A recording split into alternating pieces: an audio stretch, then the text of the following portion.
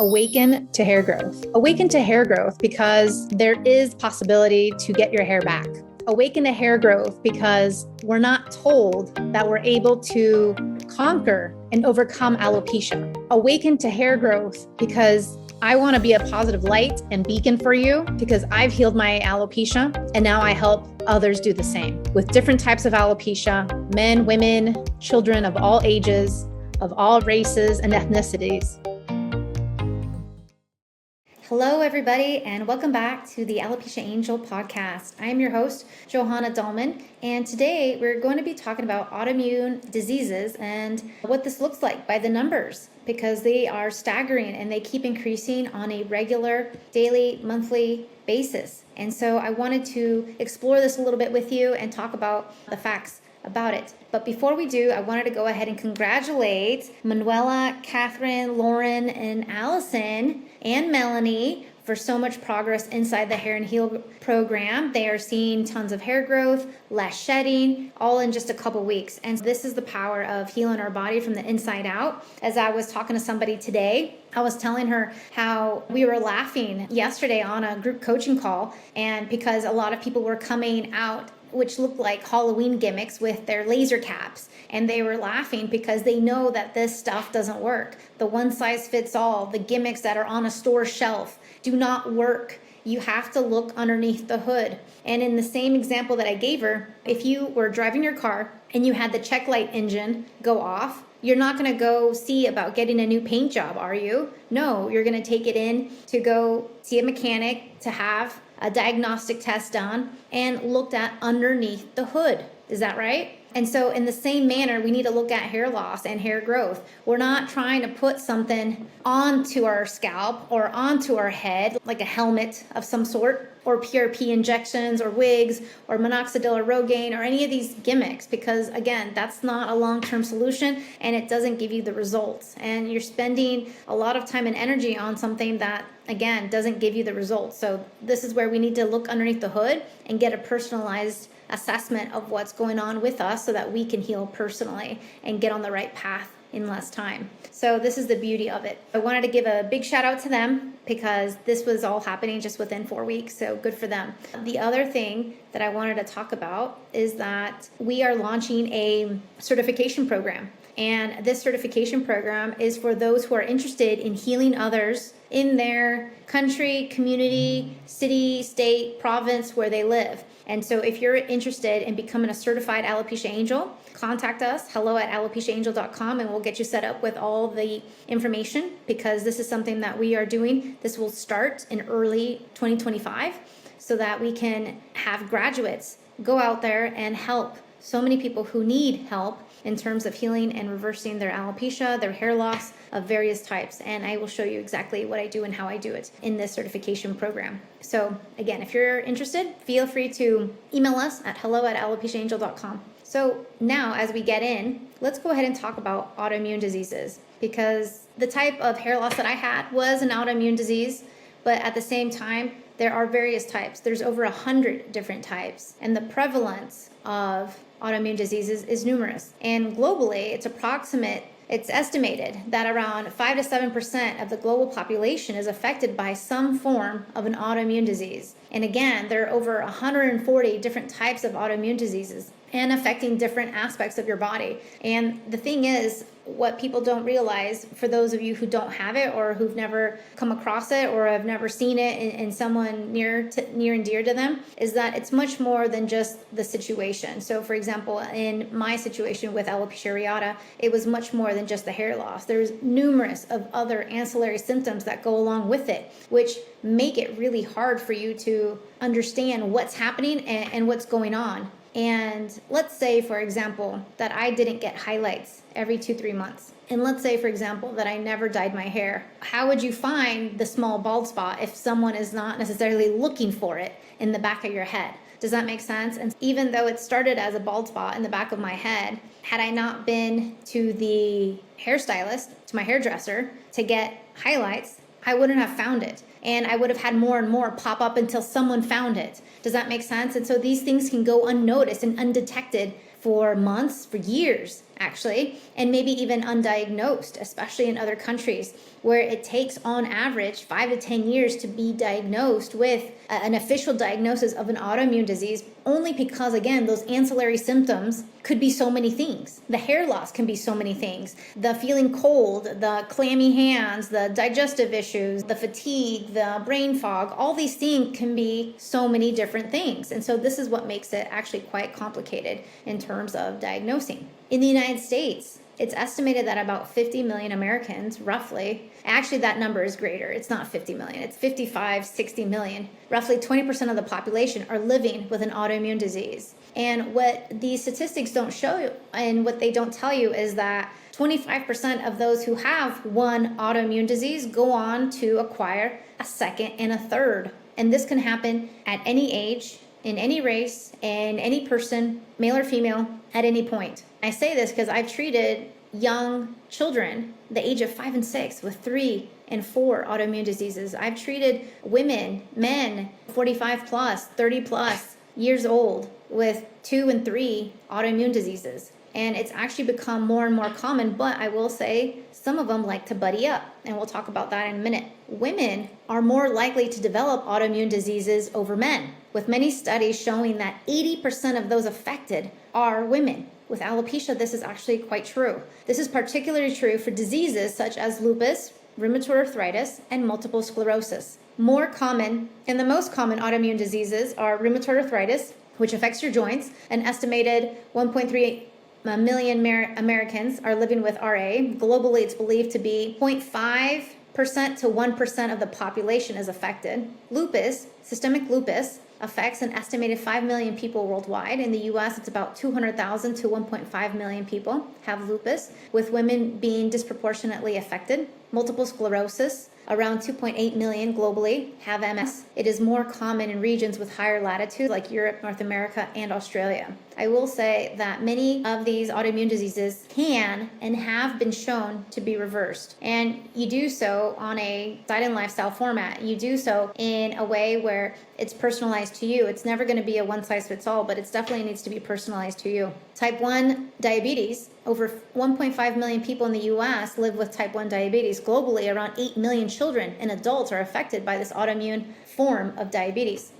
Hashimoto's thyroiditis is very common, and very common in women. And in postpartum women, 20% go on to acquire Hashimoto's just by having postpartum. One of the most common causes of hyperthyroidism, affecting approximately 14 million Americans. Globally, it affects millions of people, though exact numbers can vary by region. Another thing about Hashimoto's that I wanted you to know is that it likes to buddy up. It likes to buddy up with alopecia. So if you have Hashimoto's, the prevalence of you obtaining and getting alopecia, the autoimmune hair loss, is very probable. I actually have a cousin who has Hashimoto's, and she also had alopecia. And so it's actually more common than not for these two to buddy up. The other two that like to buddy up is RA and alopecia. So that's also to consider. The other thing that I wanted you to understand is that many of my clients may have female pattern baldness, androgenic alopecia, traction alopecia, scarring alopecia,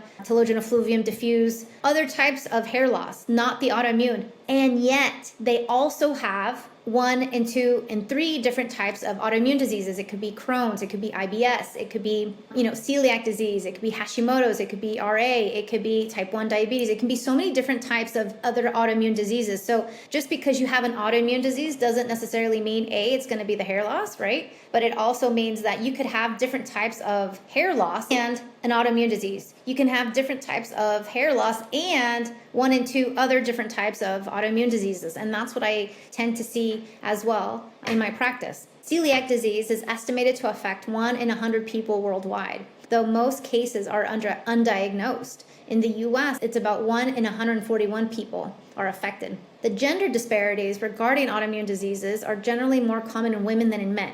And I see this especially with alopecia. It's around 85-90% women and 10 to 15% men, with estimates suggesting women are 2 to 10 times more likely to develop an autoimmune condition. This holds true for diseases such as lupus, rheumatoid arthritis. Multiple sclerosis shows a striking 2 to 1 female to male ratio globally, though the ratio varies slightly by region. Rheumatoid arthritis has an estimated 3 to 1 female to male ratio. That's humongous. That's humongous if you start to think about it, because then it's almost like women are being pinpointed, right? That we are more susceptible to autoimmune diseases. And this is something to think about, something to understand, and to also be aware of. The economic burden, the financial burden of autoimmune diseases is substantial. In the US, autoimmune diseases cost an estimated $100 billion annually. That's with a B. In healthcare costs, including hospitalizations, medication, and long-term care. What this article is also not sharing with you is that the economic burden of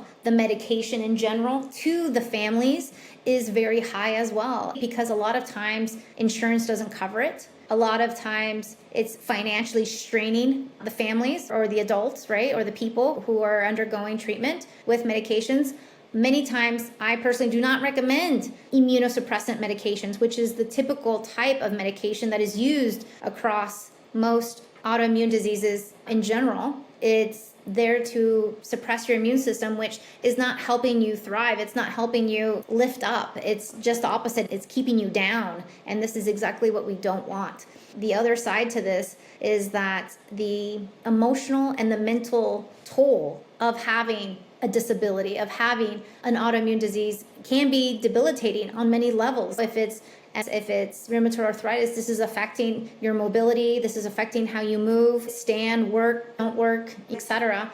Alopecia, sure, many would like to say it's just hair, but it's not just hair. You and I, we know that. It's not just hair, it's much more than that. However, physically, it's not necessarily debilitating, but mentally it can be, and emotionally it can be as well. This is also not including the burden of those who can't handle the autoimmune disease and opt for alternative routes, meaning suicide. And there are numerous children and numerous adults who have committed suicide due to alopecia. And I've seen them in articles, I've seen them in the news, and it's quite sad to see this, because there are options. There is another way out. There is a path to healing. We just need to get on that path. And it's available to everybody. It really is. There's regional variations when it comes to autoimmune diseases as well. Higher income countries tend to have higher rates of autoimmune diseases. Possibly, this is what the article says, possibly due to improved diagnosis, which again, I teeter on that, because there's some things that are very obvious, like a bald patch on your head or on your beard. But there's other things that, again,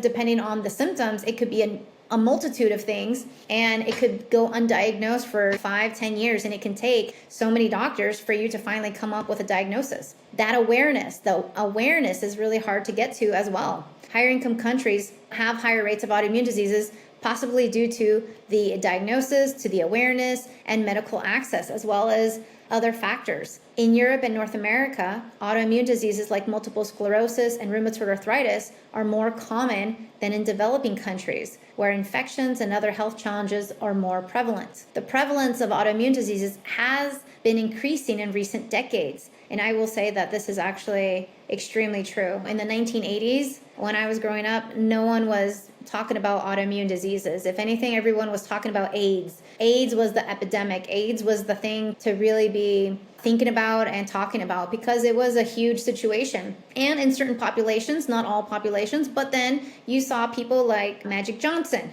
If most of you don't know, he's a basketball player, or was a basketball player, who contracted HIV. There was also a bunch of singers and celebrities at the time who were dying of AIDS as well. And this became much more in the headlines. Coming from LA, we watched the celebrity news on a daily basis. So I grew up to that. Just in case you don't know, that's okay. Which again, in recent decades, autoimmune diseases have become more and more prevalent, which could be due to various factors. But at the same time, I will say, it's also because of how our lives and how our world has been shifting. And because of all these different shifts, and because of cutting corners, we've had more and more situations come about in regards to autoimmune diseases, because again, our bodies can only take so much and until they give out. That's a situation that everyone needs to work through in order to prevail, in order to get to the other side, in order to thrive. Global migration patterns and lifestyle changes have also contributed to rising autoimmune disease rates, with autoimmune diseases becoming more common in regions where they were previously less frequent. And that's, again, all around the world. The top 5 autoimmune diseases with global estimates are: number 1, rheumatoid arthritis; with about 1% of the global population having it, type 1 diabetes with 8 million worldwide, multiple sclerosis with about 3 million worldwide, lupus with 5 million worldwide, and celiac disease with 1 in 100 people globally. Other factors for autoimmune disease, they say that genes play a part. And I will say genes play a part to a certain degree, only because we have so much control. When we go back to epigenetics, we have so much control over our diet and our lifestyle. And with that, we have control over our genetics. For example, yes, I had the alopecia areata. I had the autoimmune disease, but then lo and behold, it's been more than 9 years and I've healed and reversed it. And it hasn't come back, even with stressful times, even with moves to different countries, moving from the Netherlands to Japan, back to the US, even with COVID, even with having a pregnancy at 40, even with all these nuances. Life is going to happen, and it's about us learning to ride the wave versus us being susceptible and vulnerable to what's going on around us, leading to autoimmune disease, leading to a vicious cycle, leading to another round of hair loss. We can stop it all. Whether it's autoimmune or not, we can stop it. We can take control. And so this is where I like to fight back a little bit with the situation when articles say that genetics play a part, because in turn they do, but not 100%.